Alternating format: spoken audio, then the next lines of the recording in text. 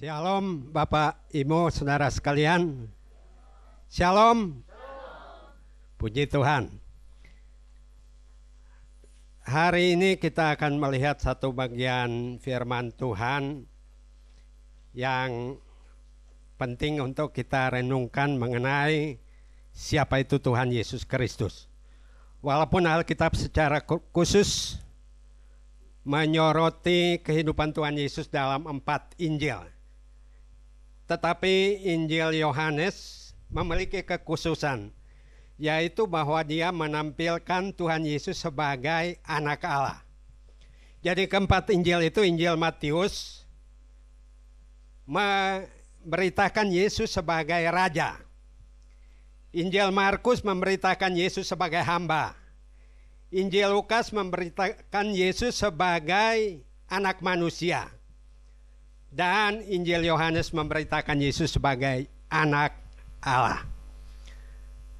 Dan keunikan Injil Yohanes, nanti kita lihat bahwa hari ini kita akan membahas Yesus memperkenalkan dirinya sebagai orang pertama sebanyak 7 kali. Dan ia berbicara kepada 8 orang secara pribadi. Kemudian ia melakukan 8 mujizat di dalam Injil Yohanes. Dan sebagian di antaranya tidak ada di dalam Injil yang lain. Dan ayat utama dari Injil Yohanes itu ditampilkan dalam Yohanes 20 ayat yang ke-31. Yohanes 20 ayat 31. Yohanes 20 ayat 31. Tetapi semua yang tercantum di sini telah dicatat supaya kamu percaya bahwa Yesuslah Mesias, Anak Allah, dan supaya kamu oleh imanmu memperoleh hidup dalam namanya. Jadi ini intisari Injil Yohanes.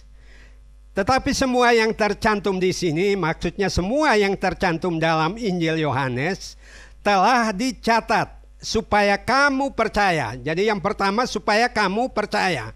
Bapak, Ibu, Saudara, dan saya percaya bahwa Yesus Mesias Anak Allah. Jadi Yesus adalah Mesias Anak Allah, Kristus Anak Allah. Dan supaya kamu oleh imanmu memperoleh hidup di dalam namanya.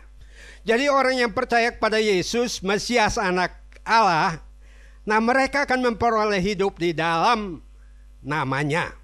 Nah karena itu 7 kali Tuhan memperkenalkan diri sebagai orang yang memiliki otoritas sebagai anak Allah. Yang pertama, Yesus memperkenalkan dirinya dalam Yohanes pasal yang ke-6 sebagai semuanya dikatakan itu dalam pernyataan sebagai kata ganti orang pertama.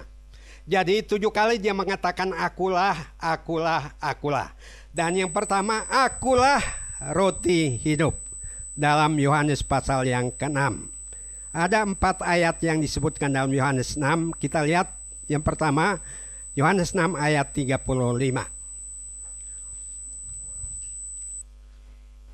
Yohanes 6 ayat 35. Kata Yesus kepada mereka, Akulah roti hidup, barang siapa datang kepadaku, ia tidak akan lapar lagi, dan barang siapa percaya kepadaku, ia tidak akan haus lagi. Akulah roti hidup. Nah mengapa Tuhan Yesus menyampaikan itu? Karena dia baru saja memberi makan 5.000 orang. Di Yohanes pasal 6 juga. Dan keesokannya harinya orang-orang berbondong datang kepada Tuhan Yesus. Dan Tuhan Yesus mengingatkan mereka, kamu mencari aku bukan karena kamu ingin mendapatkan firman, tapi kamu telah kenyang oleh roti yang kamu sudah makan. Nah itu sebabnya Tuhan Yesus memperkenalkan bahwa roti yang mereka makan itu tidak akan membawa mereka kepada kehidupan yang kekal jikalau mereka tidak percaya bahwa dia adalah roti hidup yang turun dari sorga. Dan itu dilanjutkan pada ayat yang ke-41, Yohanes pasal 6. Yohanes 6 ayat 41. Maka bersungut-sungutlah orang Yahudi tentang dia, karena ia telah mengatakan, Akulah roti yang telah turun dari surga. Ya, jadi Tuhan mengatakan akulah roti yang telah turun dari surga, tetapi mereka tidak menerima itu. Mereka bersungut-sungut, mereka komplain terhadap pernyataan Tuhan Yesus. Tetapi Tuhan Yesus tidak berhenti. Dia melanjutkan kembali dalam ayat 48 dengan pernyataan yang sama. Yohanes 6 ayat 48, Akulah roti hidup. Jadi Tuhan Yesus berkali-kali, sudah 3 kali dalam pasal yang ke-6 memperkenalkan dirinya sebagai roti hidup.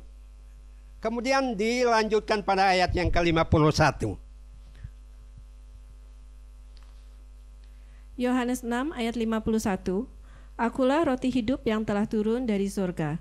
Jikalau seorang makan dari roti ini, ia akan hidup selama-lamanya, dan roti yang kuberikan itu ialah dagingku, yang akan kuberikan untuk hidup dunia.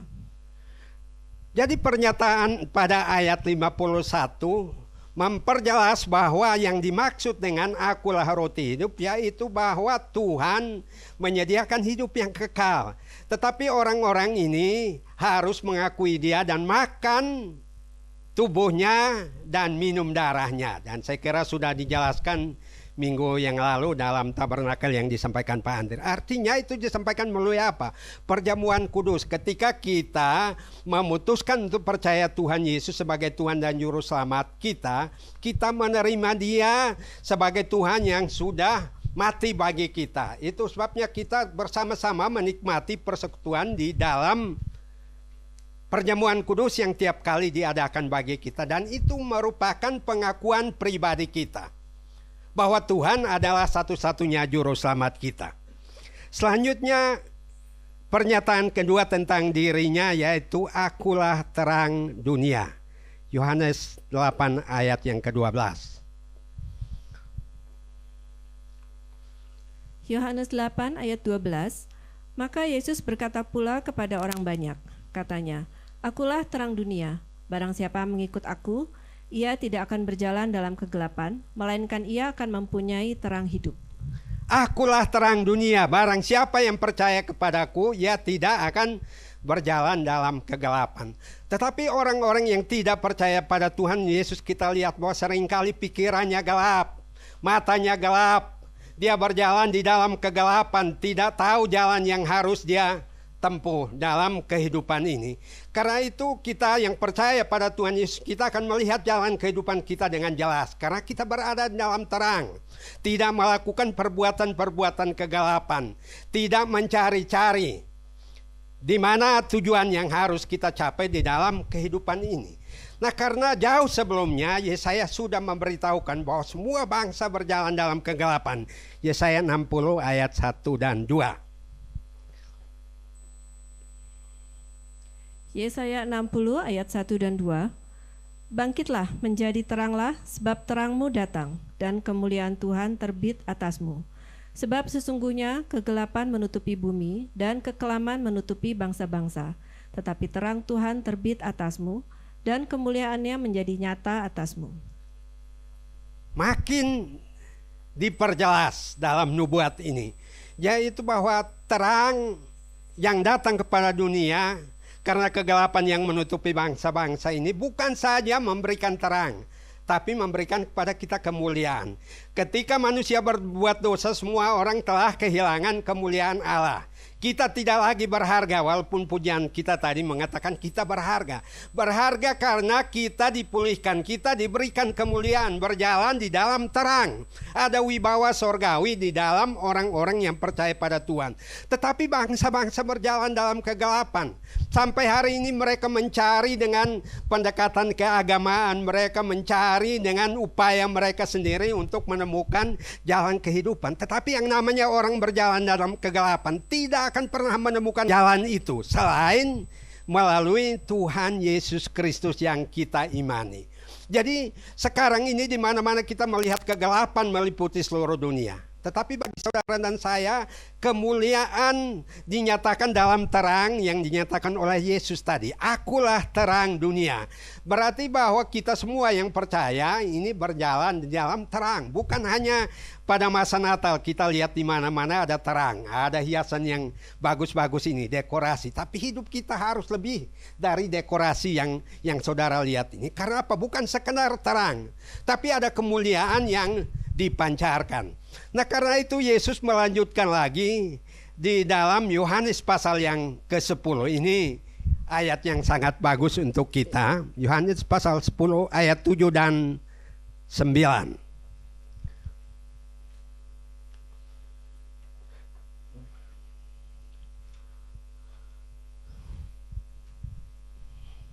Yohanes 10 ayat 7 sampai dengan 9. Maka kata Yesus sekali lagi, "Aku berkata kepadamu, sesungguhnya akulah pintu ke domba-domba itu. Semua orang yang datang sebelum aku adalah pencuri dan perampok, dan domba-domba itu tidak mendengarkan mereka. Akulah pintu, barang siapa masuk melalui aku, ia akan selamat dan ia akan masuk dan keluar dan menemukan padang rumput." Pernyataan ketiga Yesus tentang dirinya yaitu apa? Akulah pintu. Saudara, kalau kita memiliki istana, tetapi pintunya terkunci dan saudara tidak bisa masuk ke dalamnya, kita tidak akan menikmati semua keindahan dalam istana yang kita miliki. Sama saja dengan semua orang yang beragama ingin mencapai sorga, tetapi mereka mencari-cari pintu tidak menemukannya.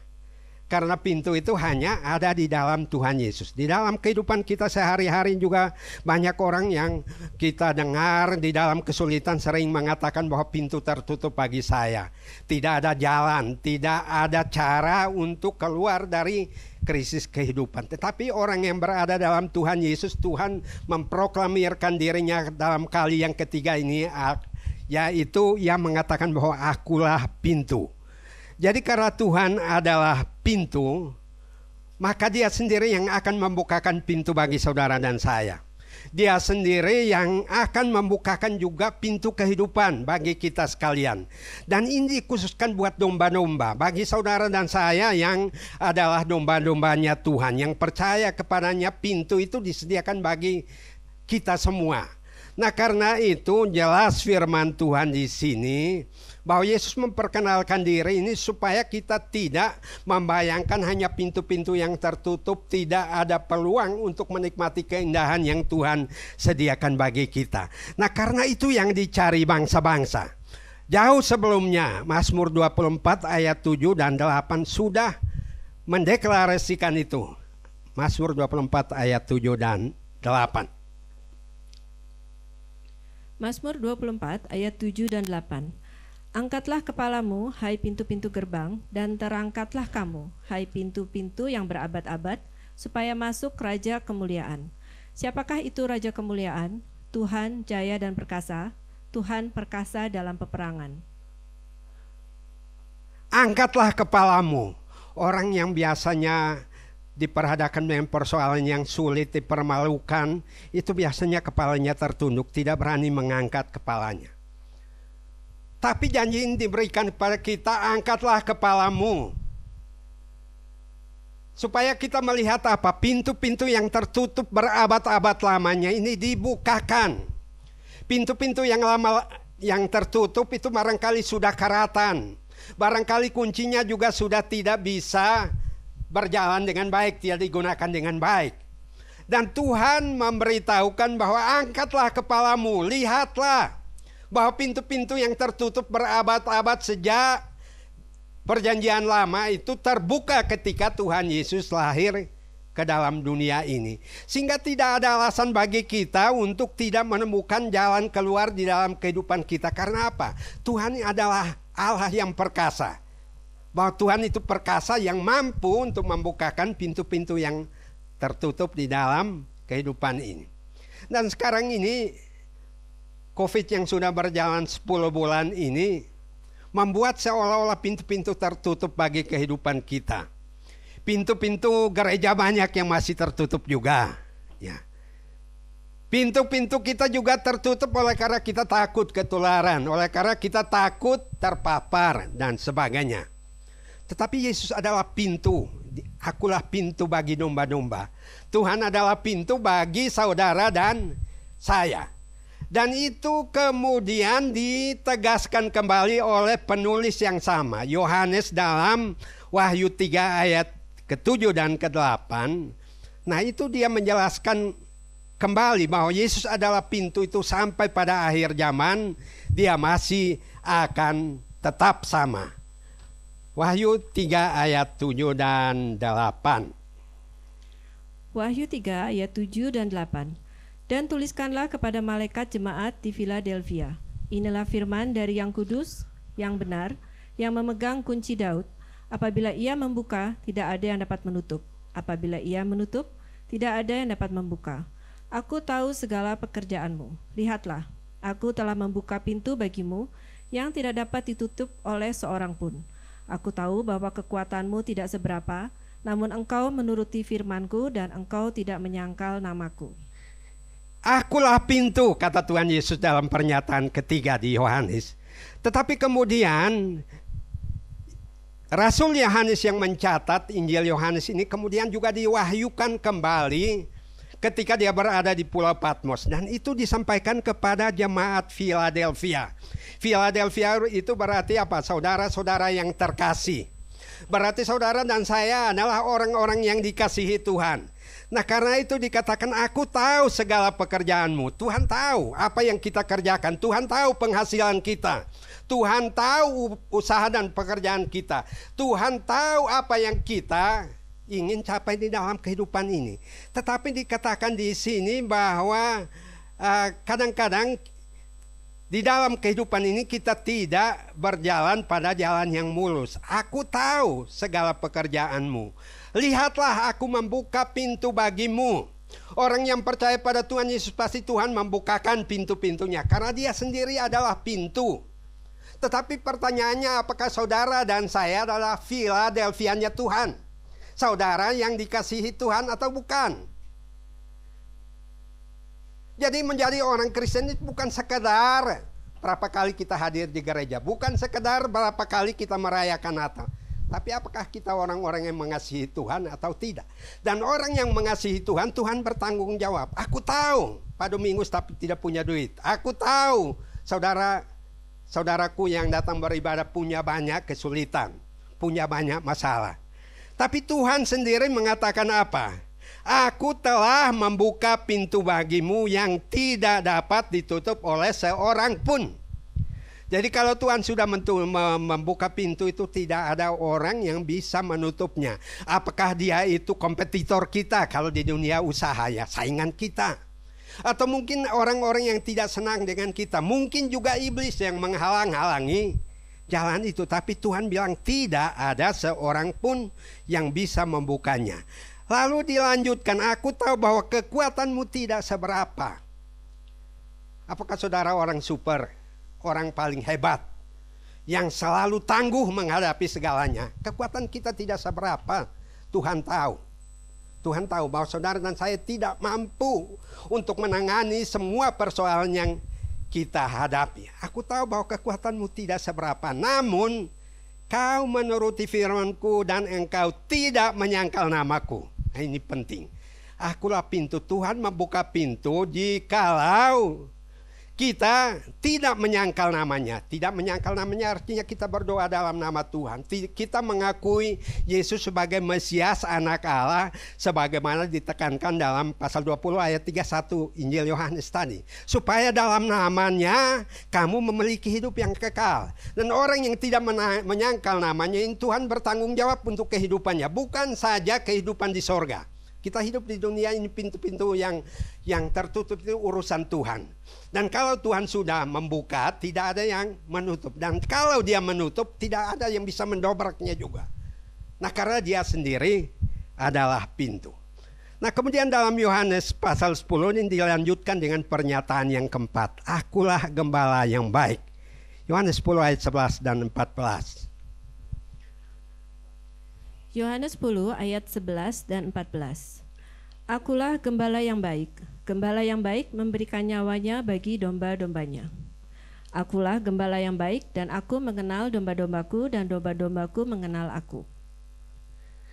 Akulah gembala yang baik yang menyerahkan nyawanya bagi domba-dombanya. Tuhan mati untuk saudara dan saya, menyediakan hidup kekal bagi kita. Tuhan membela saudara. Kalau kita pakai bahasa kita sekarang, Tuhan berdarah-darah demi saudara dan saya, membela kita. Karena dia adalah gembala. Lalu dikatakan bahwa kalau dia adalah gembala, dia mengenal siapa saya, siapa Pak Andre, siapa semua kita dengan nama kita masing-masing. Sehingga kalau kita tidak ada di gereja, Tuhan mungkin cari-cari ini orang ada di mana. Karena nama kita semua Tuhan hafal, Tuhan kenal domba-dombanya, dan domba-dombaku mengenal aku. Nah, ini persoalannya.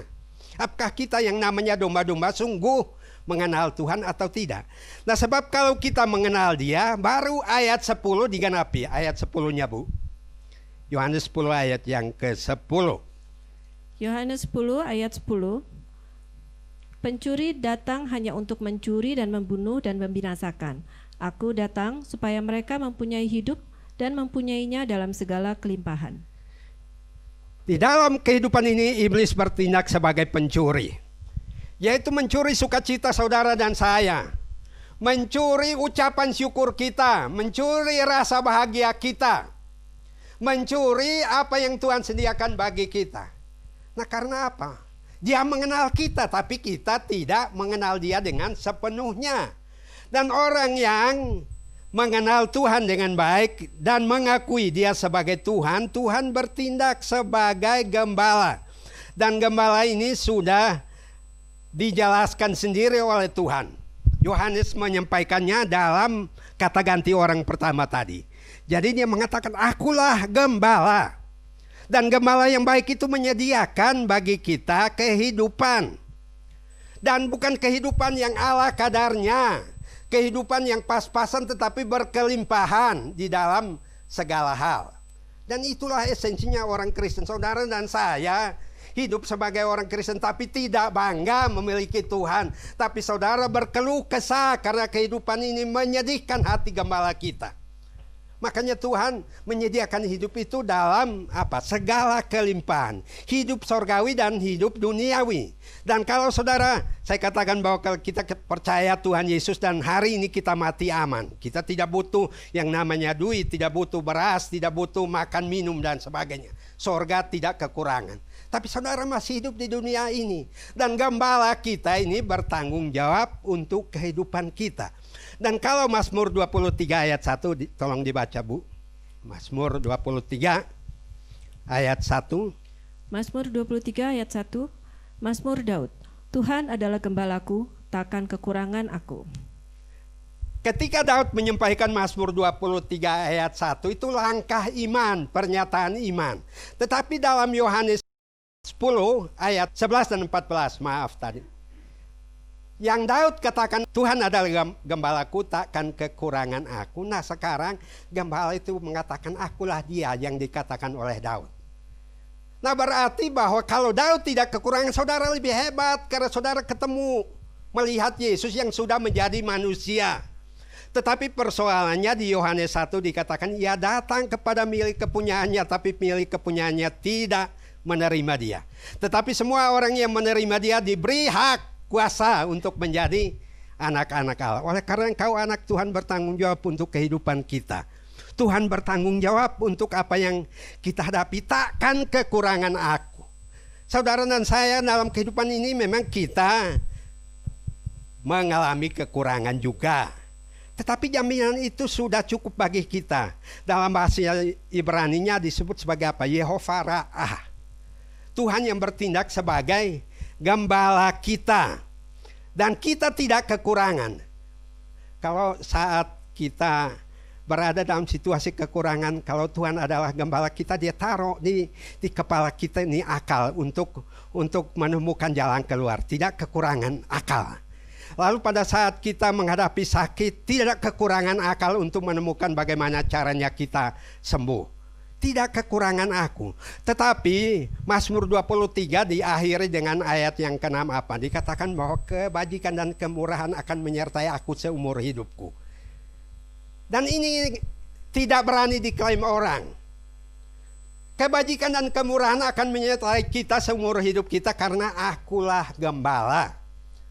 Nah, tetapi penutup dari Mazmur 23, aku akan diam di rumah Tuhan selama-lamanya. Wah, saudara, Tuhan sediakan yang terbaik tapi tidak mau diam di rumah Tuhan.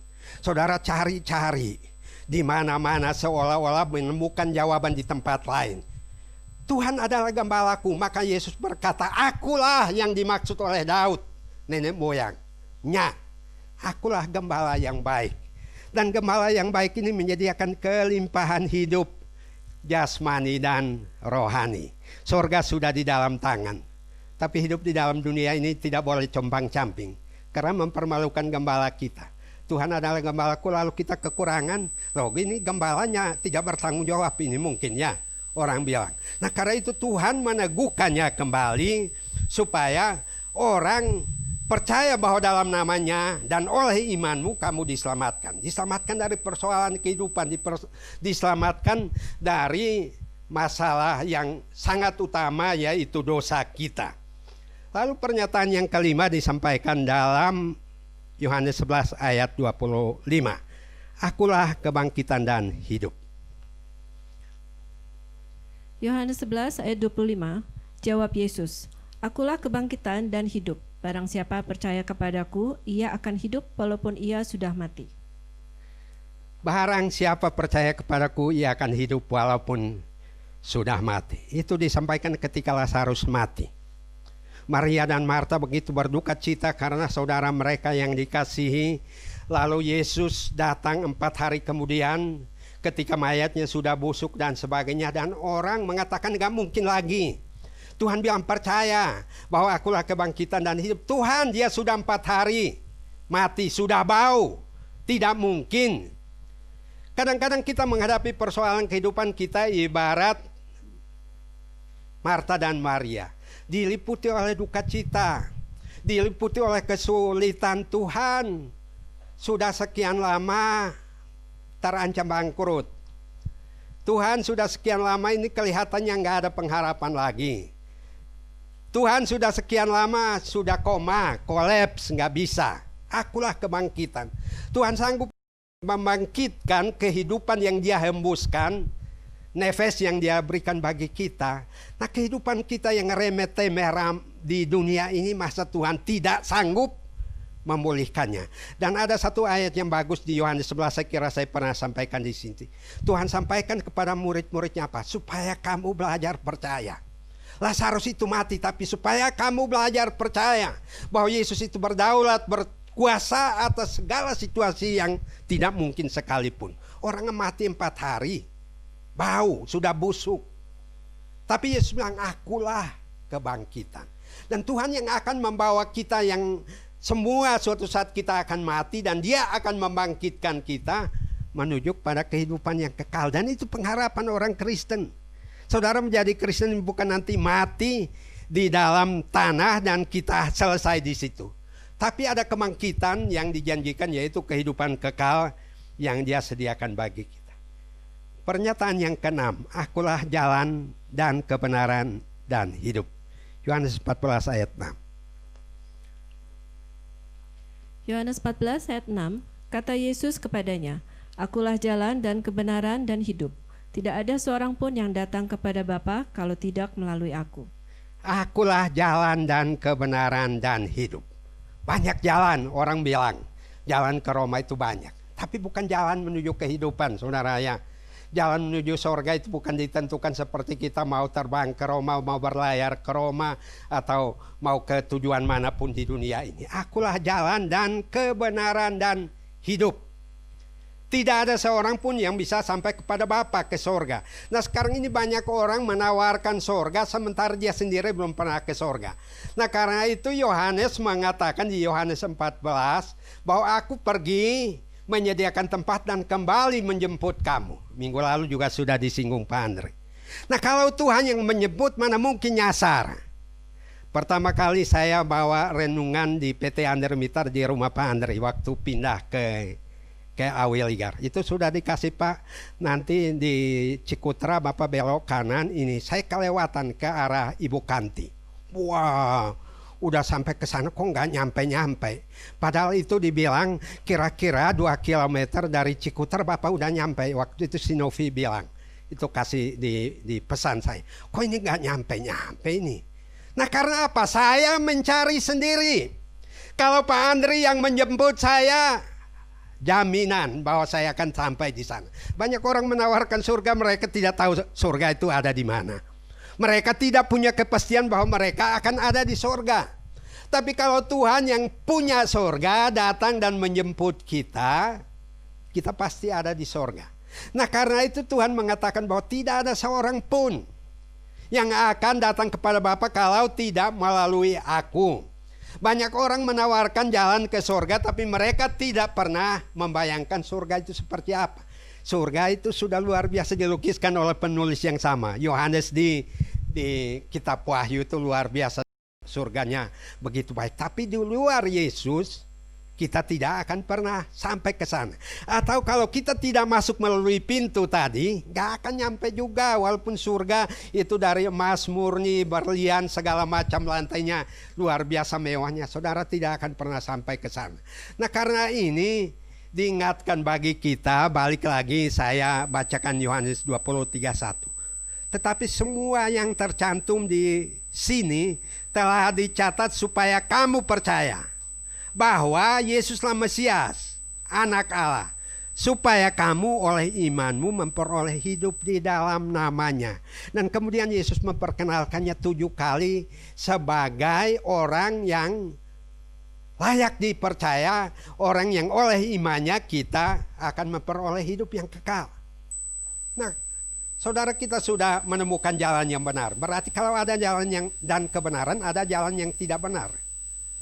Dan kalau ada jalan kebenaran dan hidup, ada jalan yang tidak benar dan yang membawa kematian, bukan kepada kehidupan. Dan kita memperolehnya dalam nama Tuhan Yesus Kristus.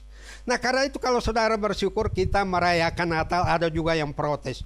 Kenapa bukan Paskah? Katanya yang meriah. Kenapa harus Natal? Kalau dia tidak lahir tidak akan mati. Itu satu paket ya. Dia lahir untuk kita, dia mati untuk kita, dia akan datang untuk kita juga. Nah, kalau dia nggak pernah lahir itu gembala-gembala aja juga ada sukacita hari ini.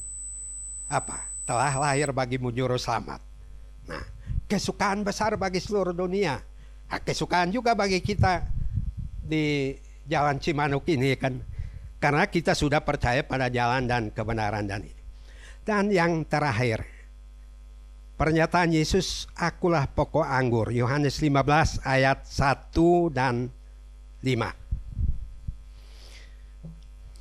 Yohanes 15 ayat 1 dan 5. Akulah pokok anggur yang benar dan Bapakulah pengusahanya. Akulah pokok anggur dan kamulah ranting-rantingnya. Barang siapa tinggal di dalam aku dan aku di dalam dia, ia berbuah banyak. Sebab di luar aku kamu tidak dapat berbuat apa-apa. Nah, saudara, di dalam Tuhan, Tuhan menyatakan diri, akulah pokok anggur. Dan orang yang tetap pada pokok anggur itu buahnya banyak, saudara ya. Anggur itu kalau buahnya hanya 1, 2, 1 ranting, yang mending itu ditebang aja. Nyusahin karena dia sudah merambat kemana-mana, menutup lahan di bawahnya dan sebagainya. Kalau buahnya hanya sedikit ini, kamu akan berbuah banyak. Dengan kata lain, kamu akan successful, kamu akan berhasil kalau diam di dalam Kristus. Nah, sekarang ini banyak orang yang mulai tercabut dari Kristus. Ya, saya katakan lampu-lampu ini bagus nih. Tapi kalau kita cabut dari saklarnya, dari induknya, ini nggak ada artinya. Saudara, kehidupan kita indah, memancarkan cahaya juga, tetapi kalau tidak menyangkut pada pokoknya, saudara bukan siapa-siapa, kita mati pelan-pelan. Nah, itu sebabnya banyak orang buahnya udah mulai layu, gugur satu persatu, buahnya mulai tidak banyak karena tidak connect lagi, tidak menempel pada pokok anggur, tidak setia pada Tuhan sebagai pokok kehidupan kita. Karena anggur dikatakan di sini, kenapa di pasal 15 disampaikan anggur? Di pasal 2 ketika mereka kekurangan anggur, Tuhan mengubah air menjadi anggur. Dan air yang diubah menjadi anggur ini pasal 15 Tuhan mau kasih tahu, anggur sesungguhnya aku. Artinya apa yang kamu dapat di pesta perkawinan di Kana itu apa? Sifatnya sementara. Tetapi kalau kita menemukan pokok anggur sesungguhnya, kehidupan kita penuh sukacita, penuh kelimpahan, penuh dengan berkat-berkat di dalam Tuhan Yesus. Dan itu ditekankan di ayat yang ke-7 dan 8, Yohanes 15. Yohanes 15 ayat 7 dan 8. Jikalau kamu tinggal di dalam aku dan firman-Ku tinggal di dalam kamu, mintalah apa saja yang kamu kehendaki dan kamu akan menerimanya. Dalam hal inilah Bapa-Ku dipermuliakan, yaitu jika kamu berbuah banyak, dan dengan demikian kamu adalah murid-murid-Ku. Jikalau kamu tinggal di dalam aku dan firman-Ku tinggal di dalam kamu. Ask anything, minta apa saja. Walaupun ada yang berkhotbah mengatakan kita minta apa yang kita perlukan, bukan apa yang kita inginkan. Hapus ayat ini. Ayat ini bilang apa? Mintalah apa saja yang kamu kehendaki, tetapi syaratnya tinggal di dalam aku dan tinggal di dalam firman-Ku. Dan firman-Ku tinggal di dalam kamu. Minta apa saja yang kamu kehendaki, dan kamu akan menerimanya. Supaya apa? Bapa dipermuliakan. Kalau hidup kita untuk mempermuliakan Tuhan, minta berkat nggak apa-apa, karena Tuhan tahu tidak akan disalahgunakan. Tapi kalau orang meminta berkat tidak untuk kemuliaan Tuhan, belum tentu Tuhan akan mengaruniakannya. Dengan demikian kamu adalah murid-Ku. Yang namanya murid Tuhan itu buahnya banyak. Yang namanya murid Tuhan itu menempel pada pokok anggur. Yang namanya murid Tuhan itu adalah murid yang berbuah banyak. Yang namanya murid Tuhan itu adalah murid yang tinggal di dalam Tuhan dan tinggal di dalam firman-Nya. Wah, banyak orang yang mungkin pundung ya. Nah ini kalau di gereja ditegur hilang. Nah itu sudah mulai copot itu dari pokok anggur. Makanya itu sudah mulai layu-layu itu tanpa dia sadari. Diperingatkan, wah merenggang. Itu listrik coba dia merenggang, nggak akan menyala. Nah karena itu penting saudara. Nah, seorang teman pengusaha luar biasa ini, dia mengamini ayat ini. Pak Domingus, nanti kalau saya membeli mobil baru, saya akan memberi nomornya apa? D1578. Wah, karena terinspirasi ayat ini. Kalau Yesus mengatakan akulah pokok anggur, kamu akan berbuah banyak. Usahamu akan berhasil. Pekerjaanmu akan berbuah banyak supaya Bapa dipermuliakan, supaya kita menjadi berkat. Saya bilang kalau hidup saya pas-pasan, gak mungkin saya bisa menjadi berkat bagi orang. Kok gak ada lebihnya, kok bagaimana saya bisa menolong orang lain. Kalau hidup saya serba sulit, bagaimana saya turut prihatin. Tidak mungkin bisa menolong orang. Tapi kalau hidup berkelimpahan, kita jadi berkat. Nama Tuhan dipermuliakan melalui kita. Oleh karena apa? Kita menempel pada pokok anggur. Jadi saudara, 7 pernyataan ini mengingatkan kita supaya kita percaya bahwa Yesus adalah Mesias, anak Allah yang hidup, supaya oleh imanmu kamu memperoleh hidup yang kekal, yaitu akulah roti hidup. Sudah dijelaskan pada minggu lalu. Akulah terang dunia. Barang siapa yang berjalan di dalam aku tidak akan menemukan kegelapan itu. Lalu akulah pintu. Kalau Tuhan yang membuka, tidak ada yang menutup. Tuhan yang menutup, tidak ada yang membuka. Kalau saudara lagi sulit pintu-pintunya, klaim, Tuhan engkau mengatakan akulah pintu. Buka pintunya. Yang keempat, akulah gembala yang baik. Takkan kekurangan aku. Never need katanya. Gak akan pernah kekurangan aku. Tetapi dalam kehidupan kita kekurangan. Tetapi Tuhan bilang ketika kita kekurangan, Tuhan hadir. Akulah gembala yang baik. Akulah yang gembala yang baik, berarti tidak kekurangan kau. Yang kelima, akulah kebangkitan dan hidup, yang akan membawa kita kepada kehidupan yang kekal. Yang keenam, akulah jalan dan kebenaran dan hidup. Tidak seorang pun sampai kepada Bapa kalau tidak melalui aku. Dan yang terakhir, akulah pokok anggur. Barang siapa tinggal di dalam aku, dia akan berbuah banyak. Jikalau kamu tinggal dalam firman-Ku dan firman-Ku tinggal di dalam kamu, mintalah apa saja yang kamu kehendaki dan kamu akan menerimanya. Tidak dikatakan mudah-mudahan, kamu akan menemukannya dan kamu akan menerimanya. Supaya apa? Bapa dipermuliakan karena kamu adalah muridku. Ya saudara, inilah intisari pernyataan Yesus di dalam Injil Yohanes. Masih ada 8 mujizat yang tercatat di Injil Yohanes, nanti kapan-kapan kita akan bahas. Lalu ada 8 percakapan Tuhan Yesus dengan orang yang berbeda. Itu juga dalam Injil Yohanes, berhadapan muka dengan muka. Nah, karena itu kelebihan Injil Yohanes ini, dia dicatat, ditulis setelah ketiga Injil yang lain. Matius Yesus sebagai raja, Markus Yesus sebagai hamba, lalu Lukas Yesus sebagai anak manusia. Kemudian Yohanes menambahkan yang terakhir, Injil yang paling hebat ini, bahwa Yesus adalah anak Allah, yang di dalam dia oleh iman kita akan menemukan kehidupan yang kekal, dan Tuhan bertanggung jawab untuk kehidupan saudara dan saya. Amin. Ragu-ragu dengan Tuhan Yesus? Tidak kan? Tidak. Mari kita berdoa. Bapa di dalam surga, Bapa yang nyata mengasihi kami semua. Kasih-Mu yang luar biasa itu sudah dinyatakan di dalam diri Tuhan Yesus Kristus yang Engkau berikan untuk menjadi Tuhan dan Juru Selamat kami. Kami tidak akan pernah melepaskan Tuhan Yesus dari dalam hati kami, hidup kami, iman kami. Karena kami percaya hanya Tuhan Yesus yang bisa menjamin kehidupan kami, baik di dunia ini maupun kelak ketika kami sudah meninggalkan dunia ini. Kami percaya Tuhan, kuasa-Mu bekerja melalui firman Tuhan yang tadi sudah kami dengar. Bukan kata-kata yang kosong, tetapi kuasa firman Tuhan yang dahsyat yang kami terima dari setiap firman Tuhan yang kami dengar tadi. Kami percaya hidup kami diberkati saat ini. Dan kami percaya kami berada dalam pemeliharaan dan perlindungan Tuhan.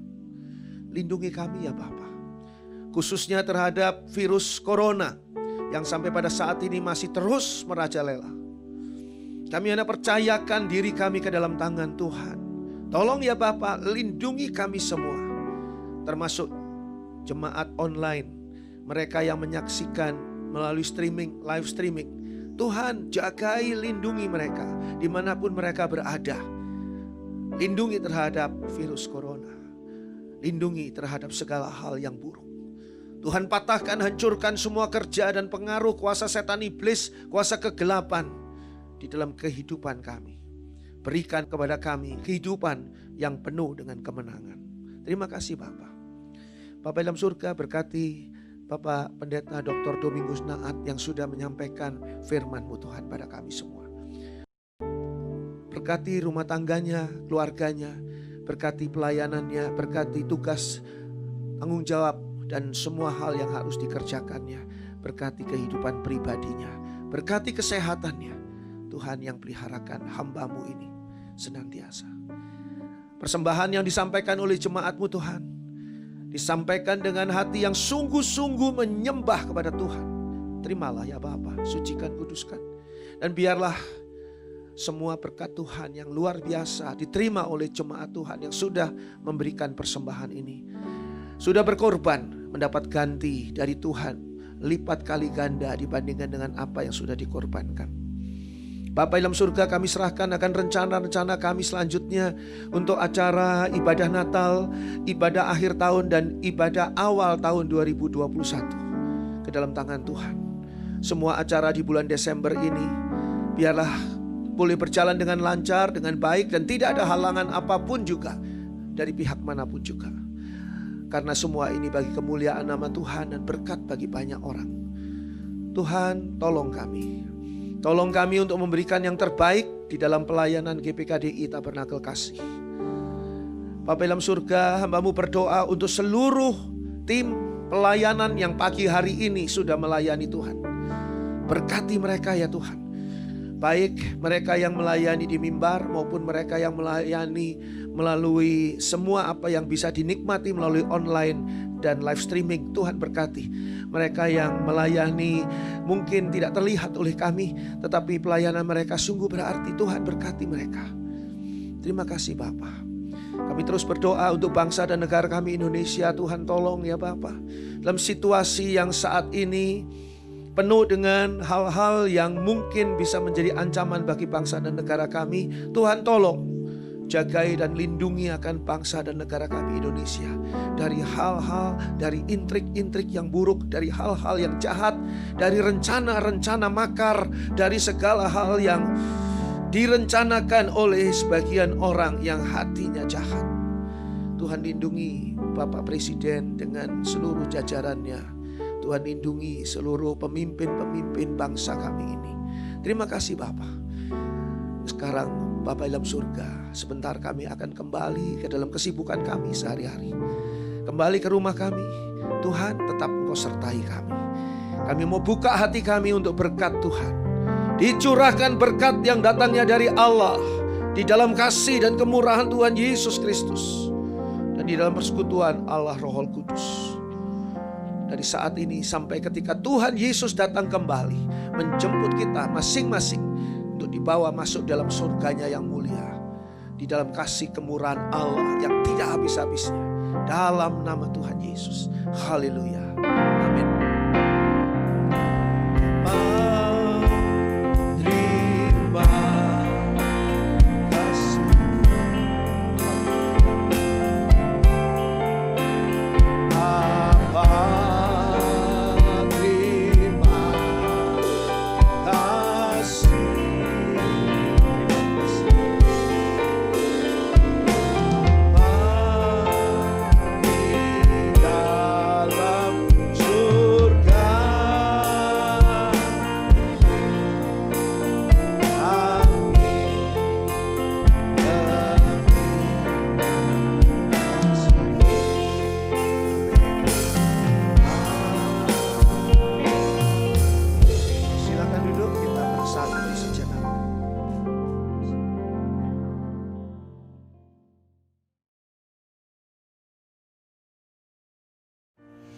GPKDI Tabernakel Kasih akan mengadakan ibadah Natal pada tanggal 24 Desember 2020 pada jam 18.00 sampai dengan jam 20.00. Dan karena situasi yang ada saat ini, kita harus memperhatikan protokol kesehatan COVID-19.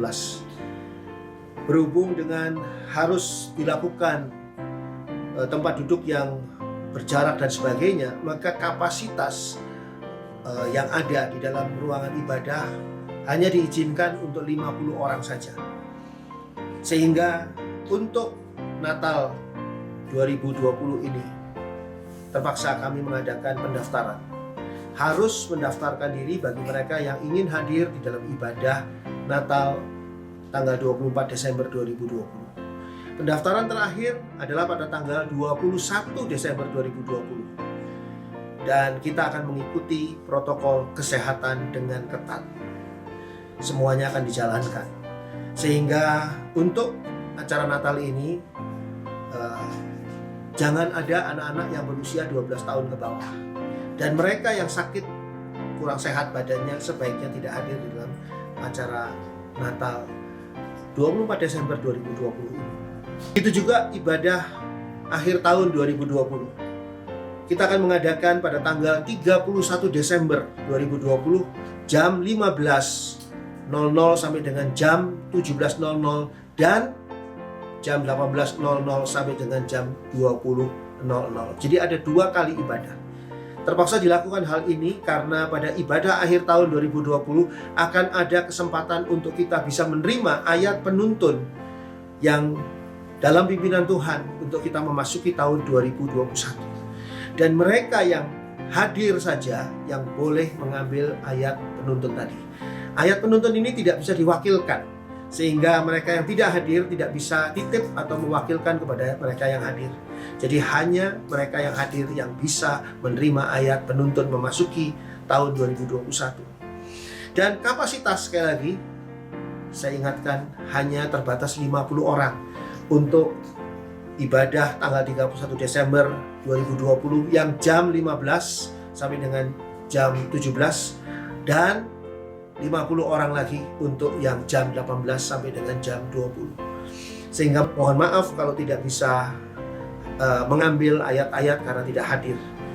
Dan sekali lagi, termasuk anak-anak umur di bawah umur 12 tahun dan mereka yang sakit, tidak enak badan dan sebagainya, diharapkan untuk tidak ikut hadir di dalam ibadah akhir tahun 2020. Untuk mereka yang tidak hadir di dalam ibadah Natal maupun akhir tahun, ada kesempatan untuk menyaksikan tayangan secara live streaming, siaran langsung di YouTube channel Tabernakel Kasih, dari tempat langsung disiarkan dari tempat ibadah GPKDI Tabernakel Kasih, dan pada jam yang sama pada saat ibadah itu berlangsung, baik untuk ibadah Natal maupun untuk ibadah akhir tahun 2020 bagi mereka yang tidak bisa ikut hadir.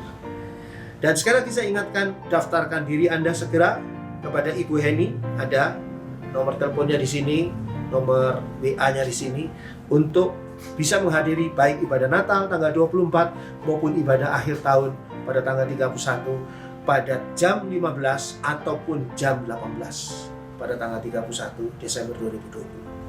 Perhatikan, kita tetap menjaga protokol kesehatan dengan ketat. Jadi, datanglah ibadah dengan memakai masker, hand sanitizer akan disiapkan di gereja, begitu juga tempat cuci tangan, sabun, dan juga akan dilakukan juga pemeriksaan suhu badan dan juga duduk secara berjarak. Dan kami menghimbau atau mengajak untuk tidak kita bersentuhan, menjaga protokol kesehatan dengan baik. Ruangan ibadah akan disterilkan baik sebelum ibadah yang akan berlangsung maupun setelah ibadah berlangsung. Dan ini semua adalah demi kebaikan kita semua dan demi berlangsungnya ibadah-ibadah ini dengan baik. Itu saja perlu diperhatikan. Puji Tuhan, Tuhan memberkati kita semua. Terima kasih.